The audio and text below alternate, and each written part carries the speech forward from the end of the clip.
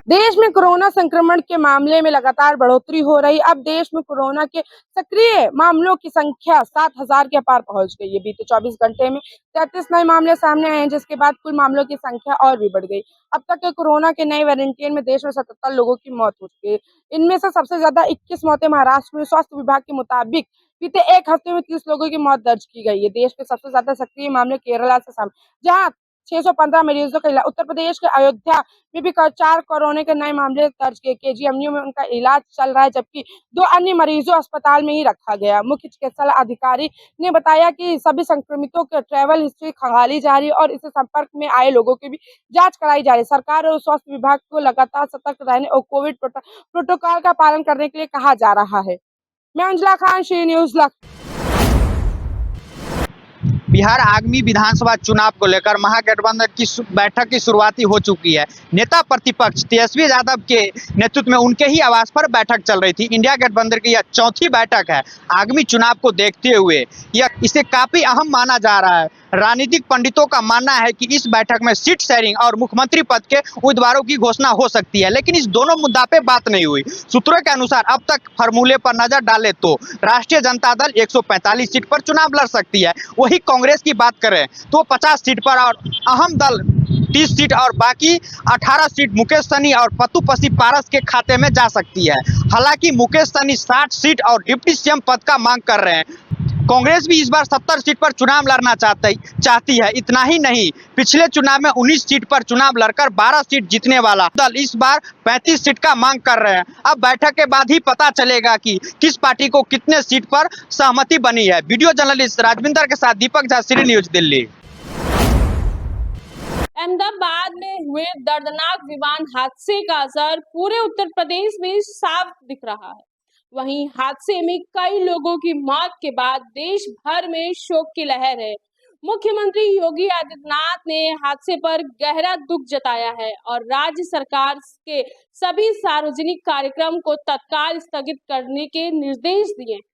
Bharatiya Janata party ने अपने सभी जश्न, रैलियां और जनसभाएं अगले आदेश तक टाल दी हैं।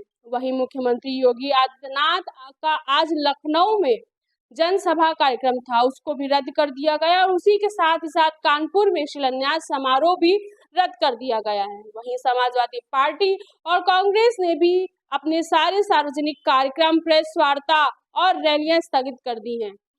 सपा अध्यक्ष अखिलेश यादव और कांग्रेस की प्रियंका गांधी ने हादसे पर शोक व्यक्त करते हुए पार्टी कार्यकर्ताओं से शांति बनाए रखने की अपील की है। राज्य सरकार ने भी जिलाधिकारियों को निर्देश दिए हैं कि आप लोग अपने अपने जिलों में होने वाले सरकारी आयोजनों को स्थगित करें और हादसे में मारे गए लोगों को उनकी आत्मा की शांति के लिए शोक सभाएं आयोजित करें। फिलहाल पूरे प्रदेश में शोक और संवेदन का माहौल है। मैं प्रज्ञा पांडे, कैमरामैन अमित के साथ, श्री न्यूज लखनऊ। कि केंद्र सरकार के 11 वर्ष पूर्ण होने पर आज भारतीय जनता पार्टी कार्यालय पर कार्यक्रम का आयोजन किया गया। इस दौरान एक प्रदर्शनी भी आयोजित की गई, जिसमें केंद्र की भाजपा सरकार के 11 वर्षों में किए गए विभिन्न विकास कार्यों के बारे में बताया गया। कार्यक्रम का आयोजन में मुख्य वक्ता के रूप में काशी क्षेत्र के अध्यक्ष दिलीप सिंह पटेल मौजूद रहे। इसके अलावा मिर्जापुर जनपद के विभिन्न विधानसभाओं के जनप्रतिनिधि और मिर्जापुर नगर पालिका परिषद के अध्यक्ष भी मौजूद रहे। इस दौरान प्रदर्शनी का उद्घाटन दिलीप पटेल के द्वारा किया गया। वहीं कार्यक्रम स्थल पर आयोजित प्रदर्शनी में भाजपा की केंद्र सरकार के द्वारा विभिन्न 11 सालों में किए गए विकास कार्यों के बारे में प्रमुखता से दर्शाया गया है। मिर्जापुर से श्री न्यूज के लिए इंद्रप्रीत सिंह। उत्तर प्रदेश में बिजली वितरण कंपनियों ने निजीकरण को लेकर बड़ा विवाद। प्रबंध और उपभोक्ता परिषद के बीच में इस मुद्दे पर टकराव। उपभोक्ता परिषद ने लोक महत्व प्रस्ताव दाखिल कर निजीकरण की प्रक्रिया को घोटाले का कोशिश बताया। परिषद का आरोप है कि निजीकरण के लिए नियुक्त सलाहकार कंपनी ने टेंडर प्रक्रिया झूठा शपथ पत्र दिया, लेकिन पावर कॉर्पोरेशन ने कोई कार्रवाई नहीं की। परिषद के अध्यक्ष अवधेश कुमार वर्मा ने कहा कि यह ऊर्जा विभाग के इतिहास का सबसे बड़ा घोटाला। उनका आरोप है कि सलाहकार कंपनी के पास न तो बिजली वितरण का अनुभव है, न ही उनका टर्नओवर तय मानकों के अनुसार। इसके बावजूद उन्हें नियुक्त किया गया। परिषद ने मुख्यमंत्री से मिलकर दोषियों की कार्रवाई करने की मांग की। इस बीच आयोग के अध्यक्ष ने कहा कि निजीकरण के निवेदन पक्ष पर ये राय नहीं दे सकते। वहीं प्रबंध ने निजीकरण को पक्ष के तर्क देते हुए कहा कि इससे उपभोक्ताओं को बेहतर सेवाएं मिलेगी। इस पूरे मामले में बिजली उपभोक्ताओं के हित और पारदर्शिता पर गंभीर सवाल उठाए और सबकी नजर देखना होगा सरकार का अगला कदम क्या होगा। मैं उजला खान, शी न्यूज, लखनऊ। मोदी शुक्रवार को विमान हादसे में मारे गए प्रधानमंत्री नरेंद्र मोदी शुक्रवार को विमान हादसे में मारे गए पीड़ितों के परिवार से मुलाकात के लिए अहमदाबाद पहुंचे। पीएम मोदी यहां सबसे पहले विमान हादसे वाली जगह पहुंचे और जायजा लिया। इसके बाद सीधे अस्पताल पहुंचकर घायलों से मुलाकात की। इस हादसे में चमत्कार से विश्वास नाम के एक व्यक्ति की जान बच गई, जिनसे आज प्रधानमंत्री ने मुलाकात की और उनकी स्थिति की जानकारी ली। जानकारी के मुताबिक ये विमान के अंदर सीट नंबर 11A पर बैठे हुए थे। गुजरात के पूर्व सीएम विजय रूपाणी समेत 265 लोगों की मौत हुई।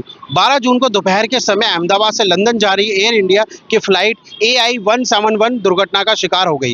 वल्लभ भाई पटेल अंतर्राष्ट्रीय हवाई अड्डे से उड़ान भरने के बस कुछ मिनटों के बाद ही यह हादसा हुआ। इस विमान में 242 लोग सवार थे, जिनमें 2 पायलट, 10 क्रू मेंबर और 230 यात्री सवार थे।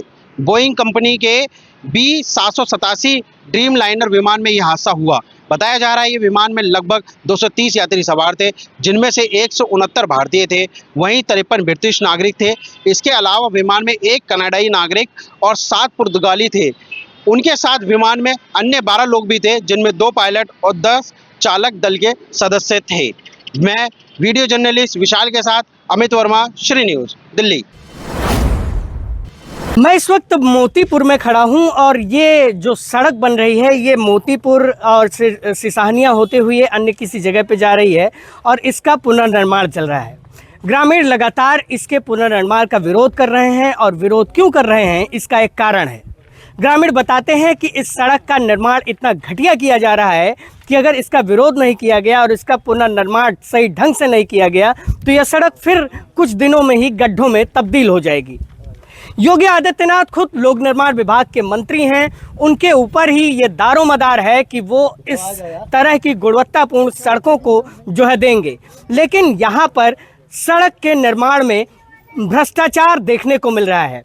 ग्रामीण बताते हैं कि यहाँ पर जो सीसी सड़क बनाई जा रही है उसमें जो मटेरियल का इस्तेमाल किया जा रहा है वो न केवल पूरी तरह से घटिया है, बल्कि जो मोरंग इत्यादि का इस्तेमाल किया जा रहा है वो उसमें 75 से 80% बालू या मिट्टी पड़ी हुई है।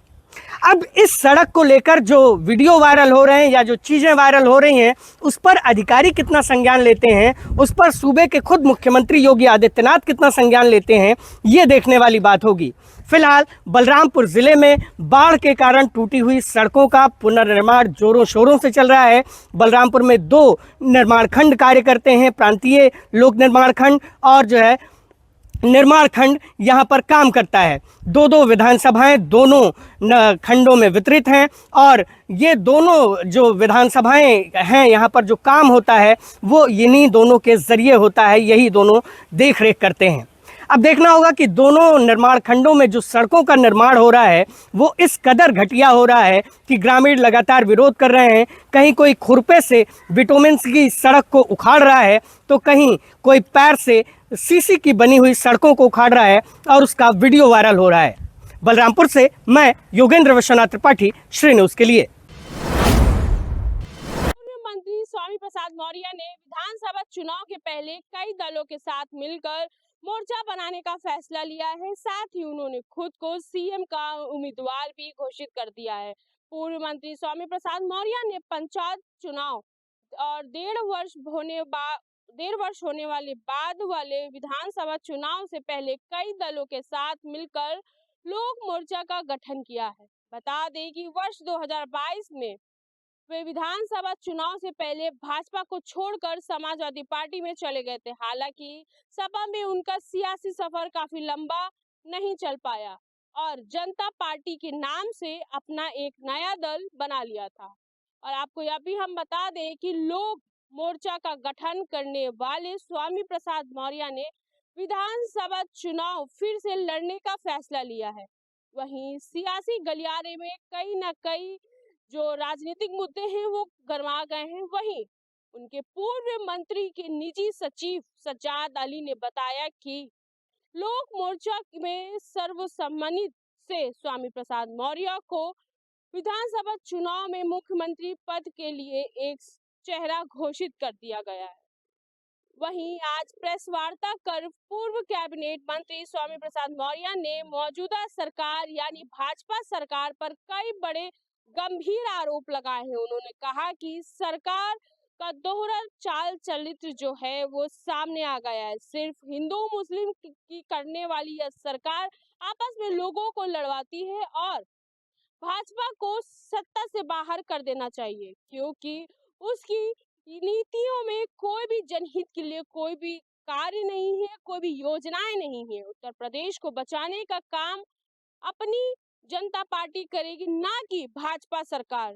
उन्होंने कहा कि उत्तर प्रदेश में मिलकर सरकार बनाएंगे और भाजपा को पूर्व में संविधान बचाओ भाजपा हटाओ पर कार्य करेंगे। वहीं महंगाई से आम जनता कहीं ना कहीं परेशान है और 8 करोड़ की जनता सिर्फ 5 किलो चावल और आटे पर ही टिकी पड़ी है, क्योंकि सरकार ने उन्हें सिर्फ इतना ही दे रखा है और इतने में ही फंसा रखा है। उत्तर प्रदेश जैसे प्रदेश में 24 लाख विद्यालय जो बंद पड़े हैं, सरकार उन पर कोई कार्य नहीं कर रही है। जो सरकार बेटी बचाओ बेटी पढ़ाओ पर ठोस कदम उठाने का वादा किए थे, वही उसी सरकार में कहीं ना कहीं जो शिक्षा है वो भी पीछे नजर आ रही है और महिलाएं असुरक्षित हैं। बेटी और महिलाओं को बचाने का कार्य हमारी पार्टी करेगी। लगातार किसानों की बात की जाए तो दर दर की ठोकरें खा रहे हैं किसान और प्रदर्शन कर रहे हैं और अपनी मांगों को लेकर जमीनी हकीकत पर उतर पड़े हैं, लेकिन डबल इंजन की सरकार में किसानों को उनका हक नहीं मिल पा रहा है। भाजपा सरकार संविधान की धज्जियां उड़ाने में लगी है। मैं प्रज्ञा पांडे कैमरा के साथ श्री न्यूज लखनऊ। मेरठ के गांधीबाग के पास एक खंडर में जिस अज्ञात महिला की निर्वस्त्र लाश मिली थी, आज उसकी पहचान कुंसावली निवासी मोनी के रूप में हुई। मोनी की शादी 8 वर्ष पूर्व खतौली के गगनपुर गांव निवासी टिंकू से हुई थी और दोनों के 3 बच्चे भी हैं। बताया जा रहा है कि मोनी होली पर अपने घर से लापता हो गई थी, जिसकी खतौली थाने में रिपोर्ट भी दर्ज कराई गई और उसको लगातार हर जगह ढूंढने का प्रयास भी किया गया। लेकिन मोनी मेरठ के घंटा घर पहुंची और यहां पर एक रिक्शा चालक करतार सिंह से मुलाकात हुई।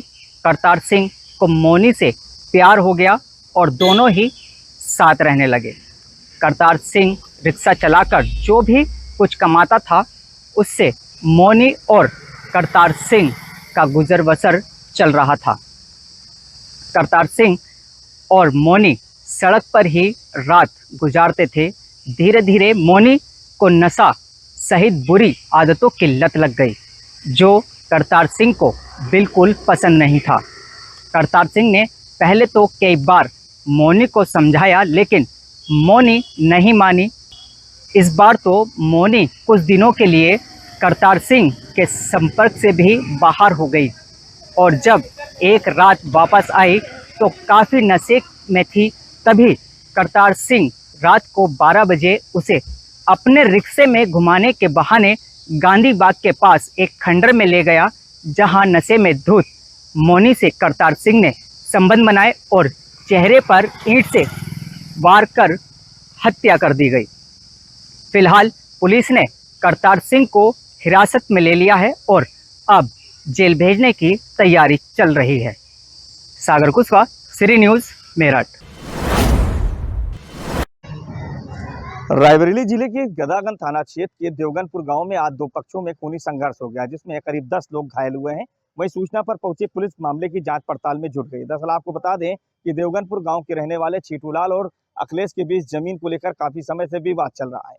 बताया जाता है कि छीटूलाल उस जमीन पर अपना घूर काफी समय से लगातार चला आ रहा है। आज छीटूलाल के परिवार की एक महिला उस घूर को भरकर खेत में ले जाने का प्रयास कर रही थी, तभी अखिलेश का परिवार मौके पर पहुंच गया और विरोध प्रदर्शन करने लगा। यही नहीं, जब महिला के द्वारा विरोध जाहिर किया गया कि उसका घूर है और वो अपने खेत में इसके ले जा रही है, तब अखिलेश के परिवार के लोगों ने महिला पर जानलेवा हमला कर दिया और उसे लाठी डंडों से पीटना शुरू कर दिया। जिसके बाद छीटूलाल के परिवार के लोग महिला को बचाने के लिए मौके पर पहुंचे, लेकिन पहले से ही घात लगाए दबंगों ने परिवार के अन्य लोगों को भी पीटना शुरू कर दिया, जिसके बाद दूसरे पक्ष के लोगों ने भी अखिलेश के परिवार पर हमला कर दिया और जिसमें करीब 10 लोग घायल हुए हैं। आनन फानन में सभी घायलों को उपचार के लिए दीनशाह गौरा सामुदायिक स्वास्थ्य केंद्र में भर्ती कराया गया, जहां डॉक्टरों द्वारा प्राथमिक उपचार किया जा रहा है। वहीं पीड़ित परिवार के द्वारा तहरीर के आधार पर पुलिस मामले की जांच पड़ताल में जुट गई। यही नहीं, इस मामले पर जब गदागंज थाना प्रभारी बालेंद्र गौतम से बात की गई, उन्होंने बताया कि दोनों पक्षों के द्वारा तहरीर मिली है और दोनों के खिलाफ मुकदमा दर्ज किया जा रहा है। आगे की विधिक कार्रवाई की जाएगी। महताब अहमद, श्री न्यूज़, रायबरेली में खड़ा हूं और यहां पर एक सड़क का पुनर्निर्माण चल रहा है। आपने वीडियो में देखा कि किस तरह से ग्रामीण इस सड़क को उखाड़ रहे हैं अपने पैरों से और ये सड़क उखड़ती जा रही है। इस सड़क को बने हुए अभी 1 हफ्ते भी नहीं बीते होंगे कि इसकी ये दशा है। ग्रामीणों ने बाकायदा वीडियो बनाया सड़क का पुनर्निर्माण का और इन्होंने वायरल किया, अधिकारियों तक को भेजा, लेकिन कोई अधिकारी इनकी समस्याओं को पूछने वाला नहीं है, कोई इस पर बात करने वाला नहीं है। बताया जाता है कि करोड़ों रुपए की लागत से इस सड़क का पुनर्निर्माण किया जा रहा है और पुनर्निर्माण का मतलब ये होता है कि सड़क को फिर से उसी दशा में लाना जिस दशा में वो थी, यानी कि नए तरीके से मटेरियल पड़ेगा, नए तरीके से रोलरिंग की जाएगी, नए तरीके से एडी होगा और तमाम वो चीज़ें होंगी जिसके ज़रिए जो है एक अच्छी गुणवत्ता की सड़क इन ग्रामीणों को सौंपी जा सके। लेकिन बलरामपुर ज़िले का दुर्भाग्य ये है कि यहाँ को अधिकारी और जो ठेकेदार होते हैं वो चारागाह समझते हैं। बलरामपुर ज़िले में बनने वाली इस तरह की तमाम सड़कें हैं जहाँ पर कमोवेश इसी तरह का निर्माण हो रहा है। ग्रामीण बताते हैं कि इस तरह से जो सड़कें बनाई जा रही हैं वो न केवल बरसात के बाद या बरसात के दौरान ही पूरी तरह से टूट जाएंगी, बल्कि तमाम तरह की समस्याएं भी होंगी। अब देखना होगा कि खबर चलने के बाद अधिकारी किस तरह से अपने पक्ष को रखते हैं और किस तरह से इस सड़क का पुनर्निर्माण करवाते हैं।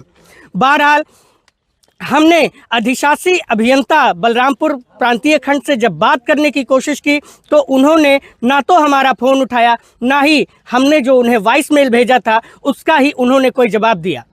अब देखना होगा कि शैलेंद्र राय जो यहाँ के प्रांतीय खंड के अधिशासी अभियंता हैं वो किस तरह से अपना जवाब उच्च अधिकारियों और अपने विभाग के मंत्री योगी आदित्यनाथ को देते हैं, क्योंकि उनके द्वारा इस ज़िले में तमाम सड़कों का पुनर्निर्माण किया जा रहा है और कमोवेश घटिया क्वालिटी का निर्माण और सड़कों में भ्रष्टाचार का मामला लगातार सामने आ रहा है। बलरामपुर से मैं योगेंद्र विश्वनाथ त्रिपाठी, श्री न्यूज़ के लिए। इस समय जो मेरे पीछे देखते हैं वित्त लेखाकार कार्यालय, ये पूरे ज़िले में चर्चा बना हुआ है। यहाँ वित्त लेखा अधिकारी अनुपम पांडे बैठते हैं, जिनके पास कुछ ही वर्षों में अकूत संपत्ति अर्जित कर लिया है। वो यहाँ 20 वर्षों से तैनात हैं और इस दौरान अपनी पुत्री, अपनी पत्नी, अपनी साली और आधे दर्जन रिश्तेदारों को विभिन्न कार्यालयों में, विभिन्न स्कूलों में नियुक्ति प्रदान की है और उनके खाते में लाखों रुपए महीना भेज रहे हैं। इधर ये चर्चा का विषय उस समय बन गया जब तरफगंज के विधायक प्रेम नारायण पांडे ने एक शिकायत शासन से किया, जिसमें अनुपम पांडे पर करोड़ों रुपए के घोटाले का आरोप लगाया है।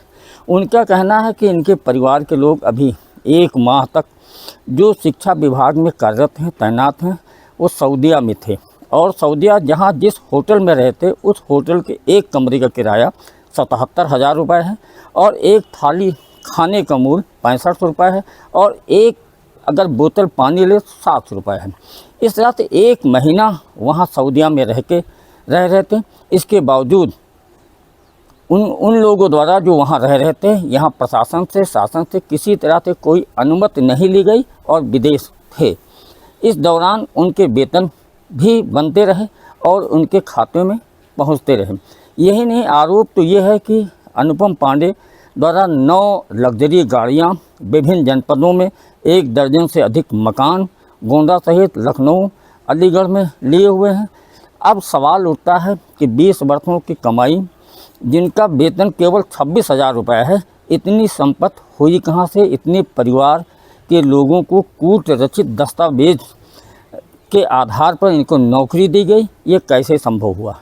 जाहिर सी बात है कि जिस एडेड विद्यालय में अगर नियुक्ति होती है तो वहाँ प्रबंधक, वहाँ के प्रिंसिपल और बेसिक शिक्षा अधिकारी और अकाउंटेंट का इसमें हाथ होता है।